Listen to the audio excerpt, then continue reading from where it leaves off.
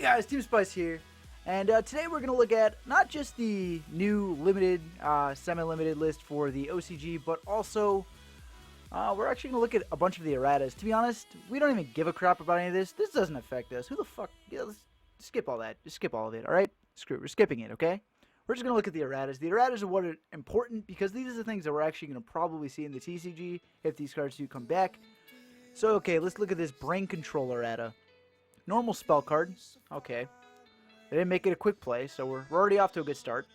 Pay 800 life points, then target one face-up monster your opponent controls that cannot be normal, summoned, or set, and take control of that target until the end phase.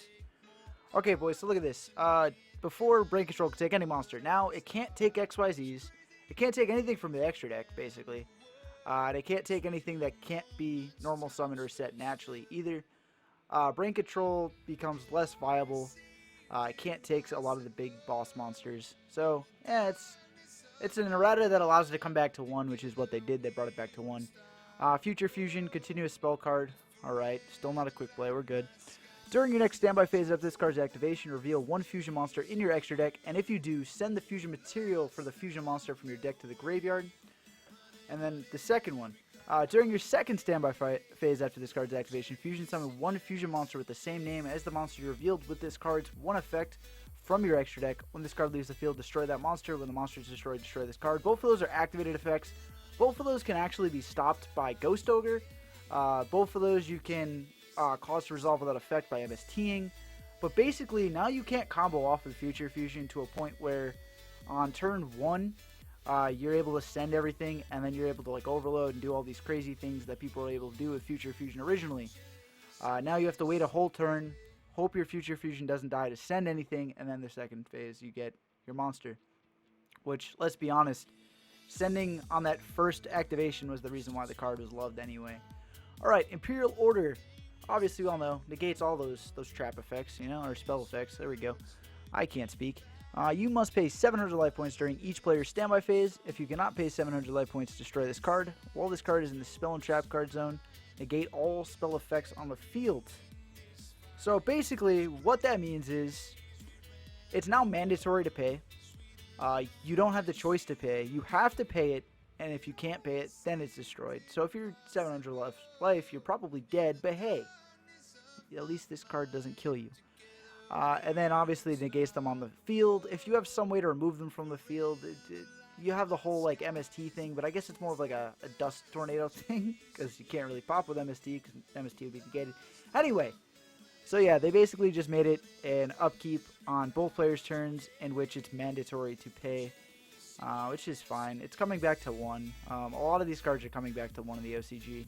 Goyo Guardian, the card that is at 1 in the TCG and literally does nothing in the TCG, now requires an Earth Tuner. It still does everything it used to do. It destroys it by battle, it brings it to your side of the field in defense, but it still does that. But now it needs an Earth Tuner, so it's harder to bring out.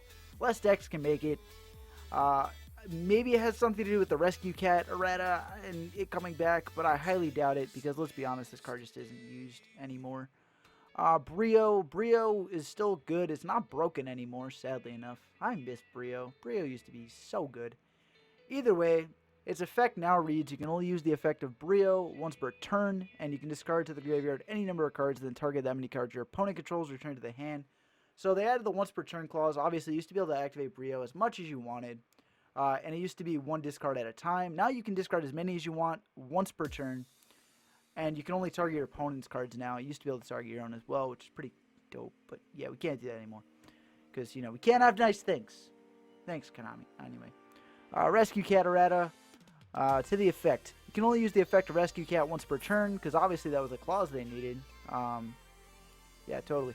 And you can send this card to the graveyard, special summon 2 level 3 or lower beast-type monsters from your deck, but their effects are negated. Also, they're destroyed during the end phase. So basically the only thing that changes is now they come out negated. I mean, a lot of people are probably still going to want to use that Rescue Cat even after errata. I don't think it's as broken, but, you know, it still does some pretty good things. He's still a dope looking cat that summons some beasts out of your deck, you know? So I mean, you can't really complain too much. Either way, that is a look at all of the erratas that the OCG may be bringing to the TCG soon enough. Who knows if they will. If you want to look at this list, it's right here. You can look at it. It's right there. Just look at it, read it, pause the video. It's not difficult to press pause. Just make sure you press play so you can see the rest of the video. And by that, I mean me saying goodbye. I'll catch you guys in the next video later. Thanks for watching. If you enjoyed the video, hit that like button. If you want to see more videos, head on over to my channel and hit subscribe while you're there.